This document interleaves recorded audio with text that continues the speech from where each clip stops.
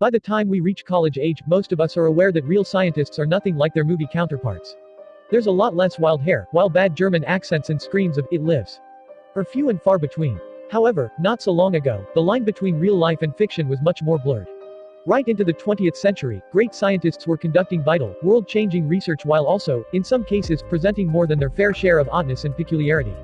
Here, we give you 10 real-life scientists who could give Victor Frankenstein a run for his money in the eccentricity stakes.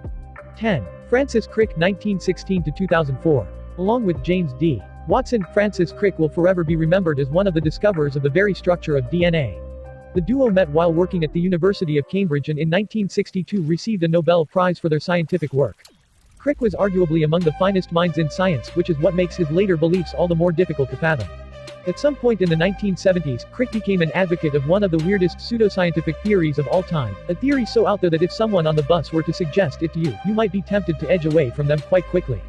The premise of directed panspermia is that life on Earth was deliberately seeded by extraterrestrials, an idea that seems more like the plot of a sci-fi film than anything based in methodical scientific research. 9. William Buckland, 1784-1856. William Buckland, an alumnus of Corpus Christi College, Oxford and a contemporary of Charles Darwin, is remembered for being the first man to pen a complete description of a fossilized dinosaur, the Megalosaurus. In his spare time, however, he was also a man who insisted on dining on everything.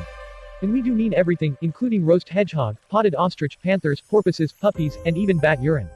Garden moles, though, were apparently a bridge too far. However, perhaps Buckland's greatest gustatory achievement is his reportedly having eaten the shrunken heart of King Louis XIV, a distinction that arguably overshadows his account of a megalosaurus.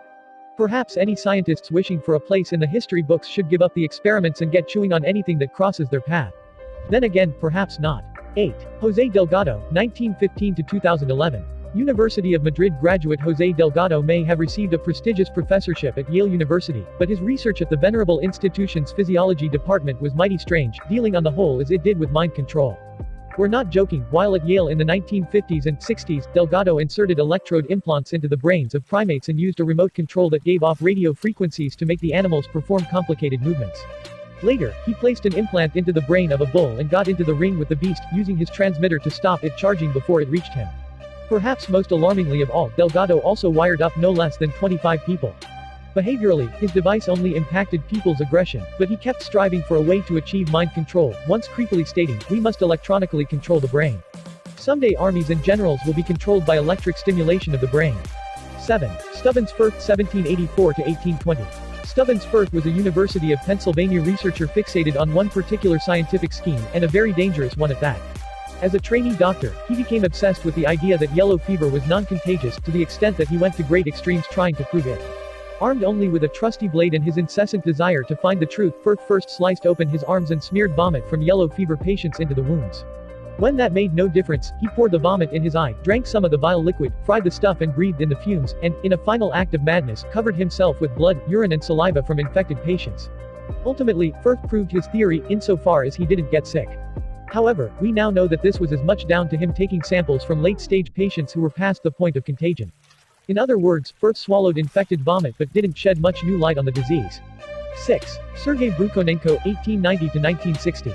Soviet scientist Sergei Brukhonenko has been credited with helping bring about important advances in Russian open-heart surgery, but his grisly experiments on animals were far more disturbing. Not one to wait, Brukhonenko wasn't content with slicing up animals after they died.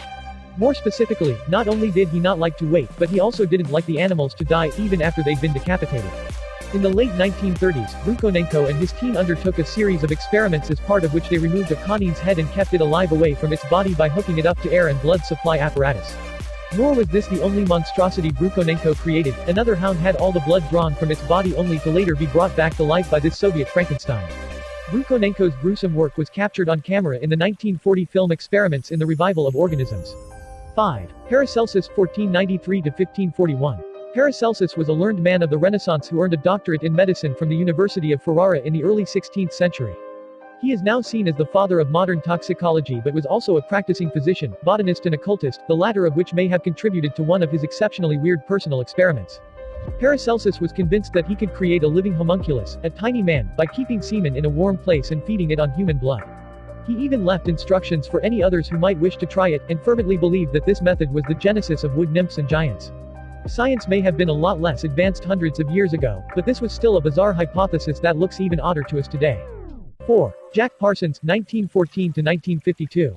The story of rocket scientist Jack Parsons is so monumentally insane that it's tempting to think it's all the product of a deranged Hollywood scriptwriter's imagination. However, the truth of the California Institute of Technology researcher's personal life is well documented.